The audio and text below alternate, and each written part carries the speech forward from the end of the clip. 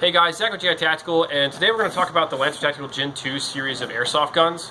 So we're not normally the ones that do like first impression videos or anything, or like unboxing or anything. You normally see that from a bunch of the guys in California or the guys in Texas. But we got one of these guns in to kind of like sample around. And if you want to come see it, certainly come to our store here at 9047 West Broad in Enrico, Virginia. Whatever, you guys know where we are. So the whole point is we have this gun to demo to kind of like check out to see what new is coming from Lancer Tactical, and it's supposed to really step into that entry level, like new to the sport but still want a good gun to get started with. So I can get started. On the outside, it looks like a standard Lancer Tactical box that we always see, whether it's the MMCs or the original like LT-19s or anything. You know, it says Lancer Tactical all over it. It's got the different little products, other things that they sell, like the strike plate carrier and all that, you know, typical box. So let's go ahead and open it up. Standard leaf style box, pamphlets that nobody ever really cares about. Comes with a high capacity magazine matching the color of the gun. It'd be easy to come with it, probably about 2,000 or so. You get a 9.6 volt, 1600 milliamp hour battery, which this actually looks like a decent battery. It looks like the same ones that they sell aftermarket. So you're getting basically a $25 battery in the box with the gun that only costs, you know, $110 to $120. So that's a pretty nifty thing right there. It looks like this also has a charger in here, so let's check that out.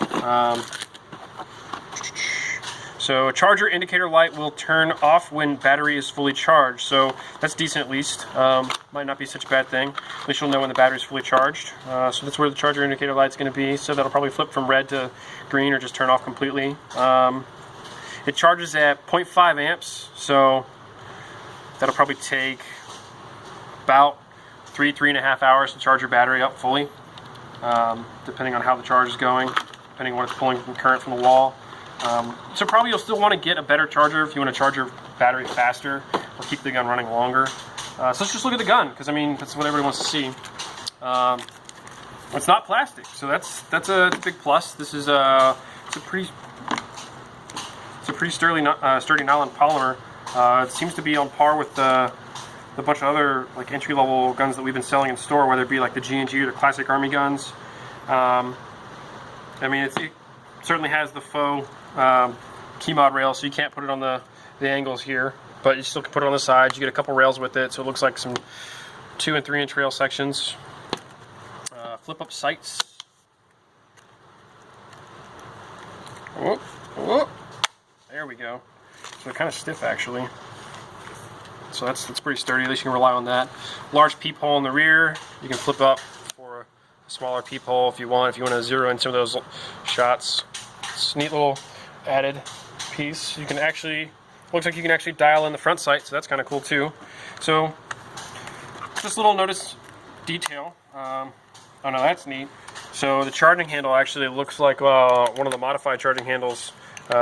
With the extended lever, like a bad lever.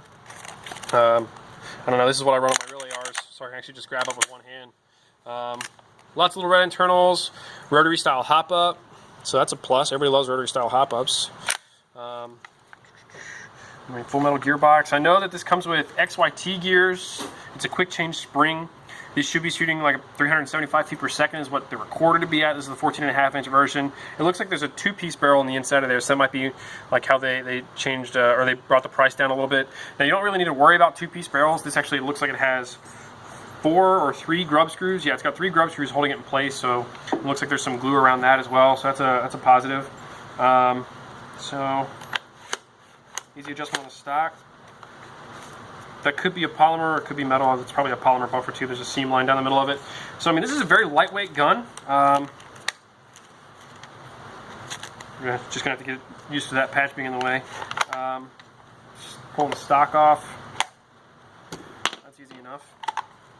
Lots of space in the stock to put like even larger 9.6 volt batteries, or I mean, probably won't even put a 10.8 in there. I grabbed one of my batteries, actually a lithium polymer 7.4 volt battery. To charge this or to run this on. So what we're going to do, just to kind of give you guys an idea, is I'm going to go ahead and plug a battery in it. We'll load up the magazine, we'll get it chronoed, and then you guys can kind of see how this just shoots in store, I guess. So far I'm not, I don't know, $110, $120? Yeah, I'd buy one. You never know when a buddy's gonna be like, yeah, dude, I totally want to come play airsoft with you. Oh, sweet, I got this $100 gun, and then they end up shooting you with it, and you get really mad, and you're like, jerk, or whatever. So, can you get the stock closed? So this is why it's called Airsoft GI Uncut, because we don't filter our stuff. Oh, you just push it straight in. This isn't like a lot of other stocks where you have to like hook it into the top and then close it down. You just literally push it closed. So let's go ahead and walk into the range and see if we can get a chrono reading on it. Take its magazine.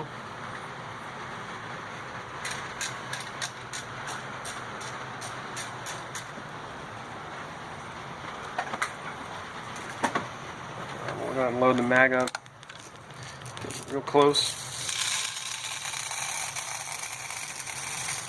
20 tons. Don't forget your eye protection, everybody. So, just a few shots so we can hear how it sounds. I know everybody always complains about like cheap entry-level guns not actually having a good sound to them, but it's not bad, and it's actually got a pretty decent trigger response. I mean, this is a 7.4. No clue when it was last charged, so not tons of play in the magazine well.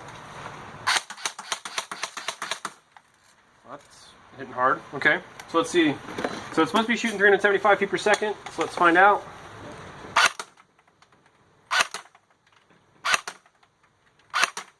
So this might be one of the lower power models because they're supposed to be doing 330, but either way, we're holding, so 325 to 332.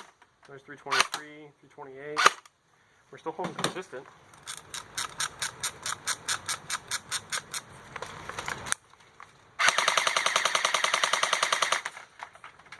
Pretty decent rate of fire on there too.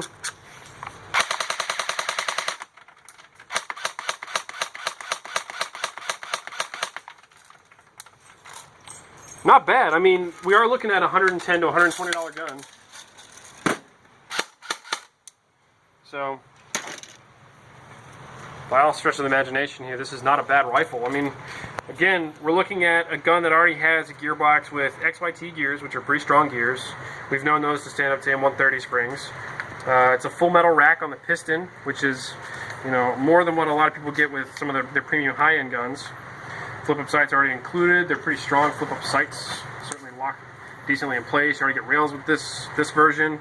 I know there are a couple different versions. So we obviously have the key mod version, then we have a RIS version, which is going to be a 14.5 and a 10.5 inch, like a CQBR version. And then we have the clamshell style handguards in 14.5 barrel and a 10.5 inch barrel. And I know that there are low FPS models. So there are supposed to be ones that shoot 375, and then there are ones that shoot 330. So this must be one of the lower power models. I didn't really check the model number on the side. I just assumed it might be one of the ones shooting 375. But considering it's consistent right there, about 325, 340, or 330 feet per second, that's pretty decent. I mean, tons of battery space, decent pickup for a 7.4. Seems like you can probably run 11.1s on this without an issue. I don't have one available at this moment. The barrel is actually braced at the front, which is kind of neat, so you're not going to get a lot of barrel wobble, which you get with some other brands. I don't want to give like a crazy point of view, but you can kind of see where it's actually like screwed into the rail, and the rail is again mounted through the receiver. So on a real gun, you don't want that, but on an airsoft gun, you want to get as much stability in the barrel as possible so that your barrel doesn't shake when you're shooting, so your BBs actually will stay accurate. Yeah, this is pretty decent. I'm pretty happy. So certainly come down and check it out. And we're going to have some of these in store for our sale coming up next weekend, June 24th. So come check out the new Untitled Chapter series of guns, guys. See you soon.